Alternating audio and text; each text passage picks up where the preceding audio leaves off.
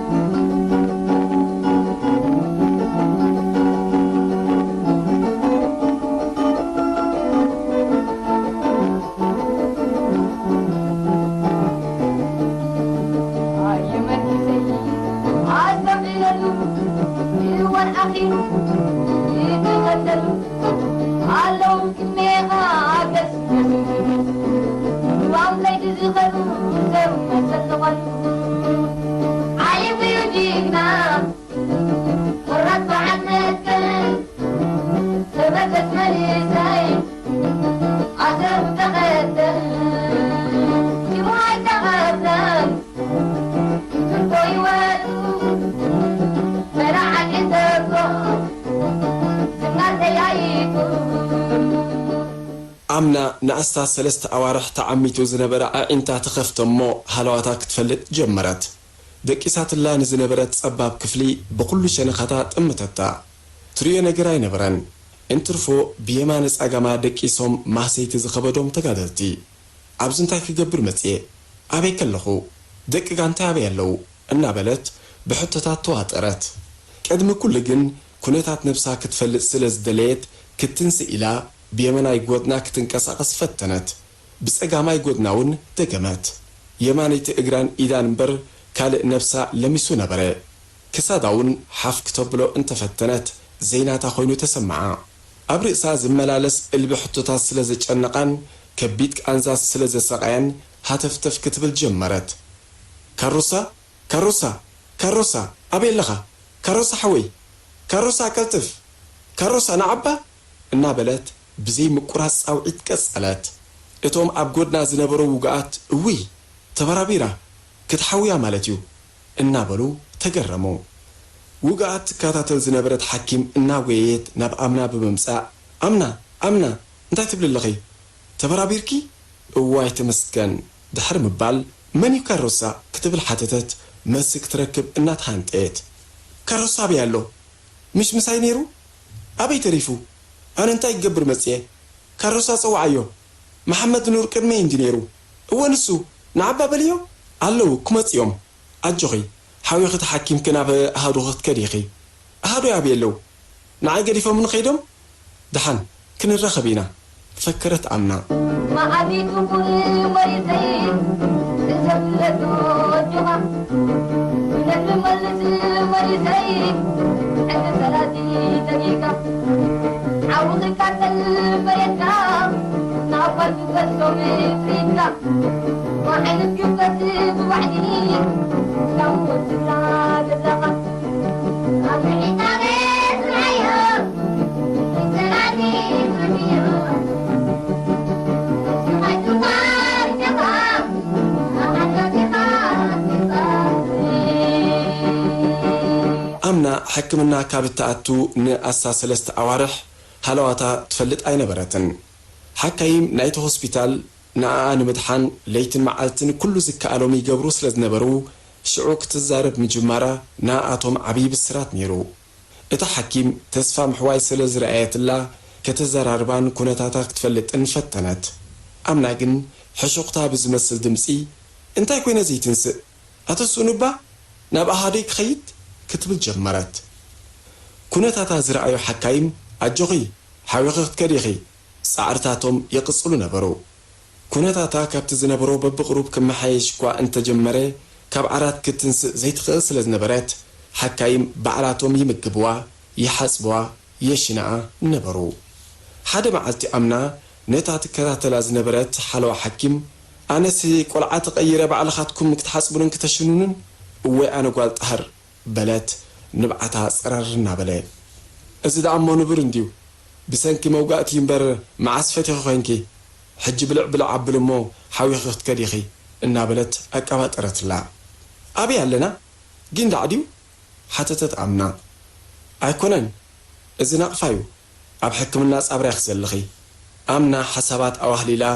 ካብታት ዝተጋደለትላ ዓዳ ሸርኢት ጀሚሩ በብቁሩብ ዝኽራ ክምለስ ጀመረ ሸርኢት ኣብ ሰሜናዊ ጫፍ ዞባ ዓንሰባ ንኡስ ዞባ ሰልዓ እትርከብ ዓዲያ ኣምና ኣብዛ ብኣግማልን ጠለበጊዕን ኣዝያ ሃብታም ዝነበረት ዓዲ ተወሊዳ ዓበየት ጓል 14 ዓመት ምስ ኮነት ኣብ ወርሒ 1984 ክትጋደል ካብታ ዓዲ መሊቋ ናብ ጃኒ ንኡስ ዞባ ኣስማጥ መፀት ኣብቲ ከባቢ ተዓሊማ ክሳብ 1986 ኣብ ህዝባዊ ምልሻ ድሕሪ ምጽናሕ ብ1987 ናብ ዞባዊ ሰራዊት ብርጌድ 38 ተበደበት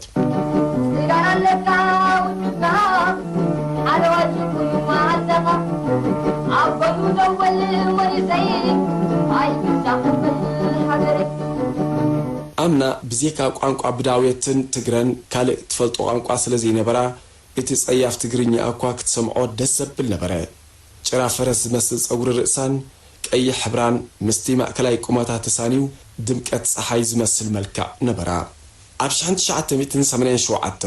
ብርጌድ 38 ናይ ዞባዊ ሰራዊት ንከባቢ ባርካ ታሕታይ ብምንቅስቓስ ኣብ ምህዳን ተጸሚዳ ነበረት ድሕሪ ስርሕት ምድምሳስ እዝናደው እታ ኣምና ዝነበረታ ቀዳመይቲ በጥሮኒ ካብ ባርካ ናብ ግንባር ሓልሓል ደየበት ኣብቲ ብዕለት 11 ወርሒ 1988 ዘተጀመረ መጥቃዕቲ ከረንካ ተሳተፈት ኩናት ቅድሚ ምጅማሩ ኣብታ ናይ ተጠንቀቕ ምሸት ዘጋጠመታ ፍጻሜ ኣምና ኩሉ ሳዕን ክትዝክራ ንበይና ተስሐቃያ በጥሮና ሓደ ናይ ኢብራሂም ማንጁስ ወጋሕታ ኣብቲ መጥቃዕቲ ክትሳተፍ ተመዲቡ ስለዝነበረ ኩሉ ሰብ ኣብ ተጠንቀቂ ነይሩ ሻዓ ምሸት ኣምና ከም ሰባ ዋርድያ ወፀት መራሒ መስርዖም ናብ ኣምና ቅርብ ኢሉ ኣምና ሎሚ ዓዲ ኣባኽያ ዋርድያ ሓላፍነት ኩሉ ኣሃድዩ ይስከም ምክንያቱ ጸላኢ ብሓንቲ ቦታ እንተሰሊኹ ግንባር ሙሉእ ከፍርስ ይኽእል እዩ ስለዚ ጽኒል ክትኸታተሊ ከይትድቅሲ ተጠንቀቂ በላ ሓውሱ ምኽሪ ገይሩ ኣምና ኣዝያ ተሰኪፋ ስለዝነበረት ነቲ ዋርድያ ጥንቅቕ ኢላ ሓዘቶ ብረታ ዓቲራ ብጥንቃቐ ክትከታተል ጀመረት ኣብ ግዚኣ ጉድለት ከይርከብ ከዓ ኣዝያ ተሻቐለት ጽኒላ እናተኸታተለት ኣብ ቅድሚያ ገለ ዝንቀሳቐስ ነገር ረኣየት መጽኤን ማለት ሕጂ ነብሳ ሓተተት ብቁሪ እናተገርፈትን ምስ ንፋስ እናተጋደለትን ክትረጋግጽ ፈተነት እቲ ሓደ ሰብ ኮይኑ ዝተራእያ ምንቅስቓስ ናይ ብዙሓት ሰባት ኮይኑ ተረድኣ ኣቴናና ማለት እዩ ብምባል ነቲ ብድሕሪያ ደቂሱ ዝነበረ መራሕ መስርዕ እምኒ ደርቤየትሉ ብድድ ኢሉ ብምትንሳእ ሕሹኽ ኢሉ ይህ ኣምና እንታይ ሰሚዕኪ ትወከሳ ብዙሓት ኣምሓራ ይመጽእ ኣለዋ ኣቴናና የን ቀልጥፋት ተሳእዮም ኣበይ ኣለዉ በዚ ቅድመይ ጉንብሕ ይብሉ ኣለዉ መራሒ መስርዓ ብርሃን ወርሒ ተጠቂሙ ቅድሚኡ እኳ እንተጠመተ ወተሃደራት ኢትዮጵያ ክርግና ይካለን ህዲ ኢሉ ምስ ተኸታተለ ኣብ ቅድሚኡ ገለ ዝንቀሳቐስ ነገር ረኣየ ህውኽ ስግምቲ ክወስድ ግን ኣይደለን ቦታ እናቀያየረ ብህድኣት ኣቋመተ ኣጸቢቑ ምስ ተዓዘበ ኣብ ቅድሚኡ ዝነበረ ታህሰስ ብንፋስ ነይ ክብራዮ ፍሽኽ ኢሉ ኣላ ኣምና ዘንታሰስ ዕስለም ሓራ ኮይኑ እንተረኣየናኺ ኣጆኺ ዝኾነ ናይ ጸላእ ምንቅስቓስ የለን ዓይኒኺ እዩ ሕጂ ግን ድሓን ኪዱ ደቅሲ ብምባል ካልእ ዋርድያ ቀየረ ኣምና ፈሪሓ ከይትበሃል ስለ ዝሰግአት ሕፍረት ተሰምዓ ወጋሕታ ኩናት ምስ ተጀመረ ጸላኢ ማእለያ ዘይብሉ ኣጽዋር ኣዝነበ ኣምና ከዓ ማዕረ ብጾታ ኣብቲ ኩናት ተዋስአት እታ በጦለኒ ምስ ካልኦት ኣህዶታት ጸላኢ እናጸረገት ክሳብ ጀንገሬን እኳ እንተበጽሐት እቲ መጥቃዕቲ ብገለ ዕንቅፋታት ክቕጽል ስለ ዘይከኣለ እታ ኣህዱ ናብቲ ዝተበገሰትሉ ድፍዓት ተመሰት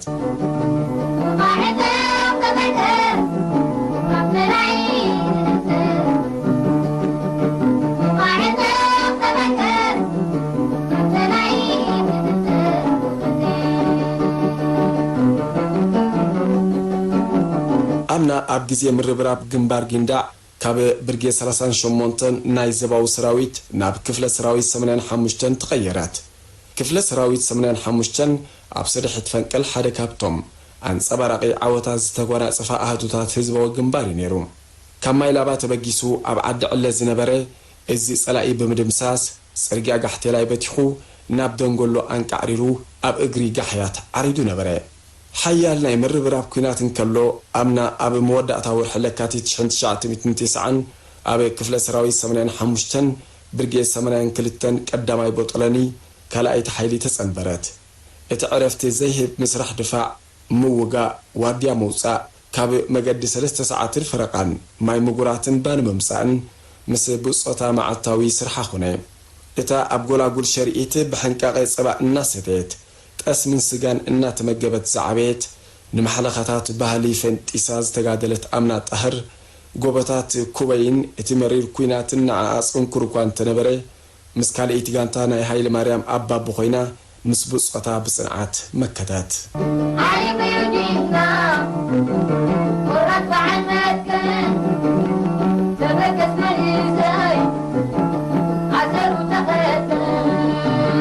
እታ ብገብሪ ህይወት ሓንቢርን ኣስምሮም ወልደ ኣብ ወድ ርግበን ትምራሕ ዝነበረት ቦጠለኒ ሓደ ናይ ብርጌድ 82 ኣብ ታባ መንጨበጣ ከባቢ ታባ ብሓይላይ ብጫፍ ናይቲ ግንባር ዓረደት ከም ኩላተን ኣሃዱታት ከቢድ ዋጋ ብምኽፋል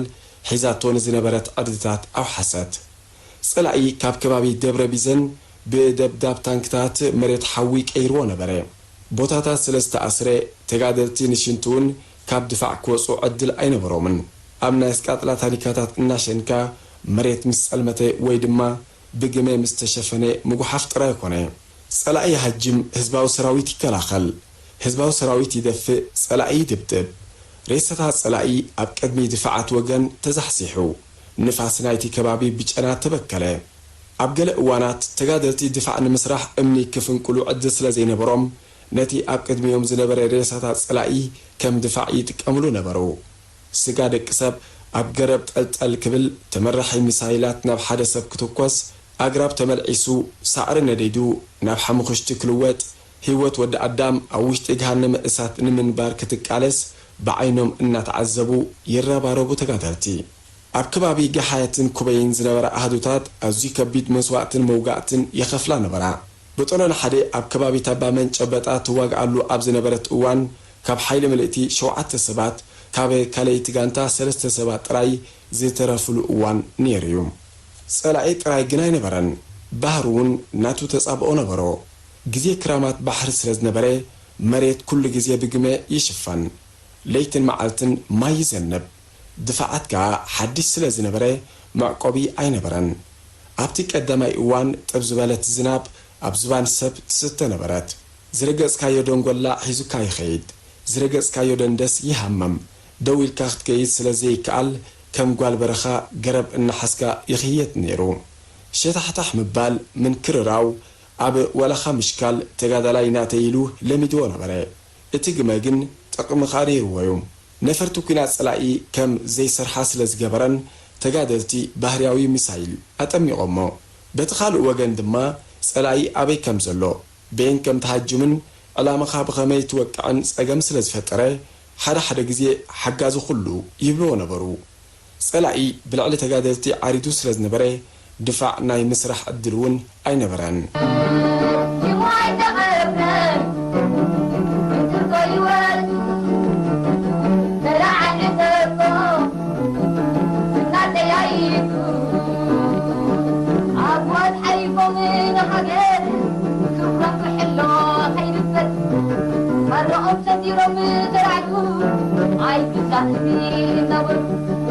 ተጋደልቲ ንግመ ኣብ ጥቕሞም ንምውዓል ናቶም ብልሓት ይጥቀምሉ ነበሩ እዚ ኸኣ መሬት ብግመ ክትሽፈን እንከላ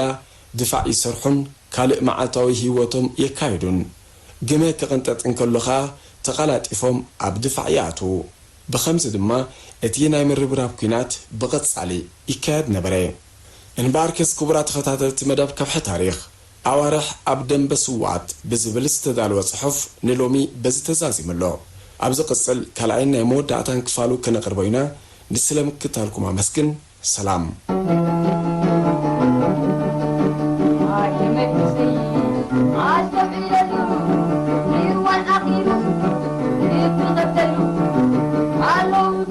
I أو بيت زغرو سوى ستغرو علي بيجينا ورفع المسكن تبكت مليزاي عزر وتغتن جمعي تغربن بتركي ورد بلع الإتفاق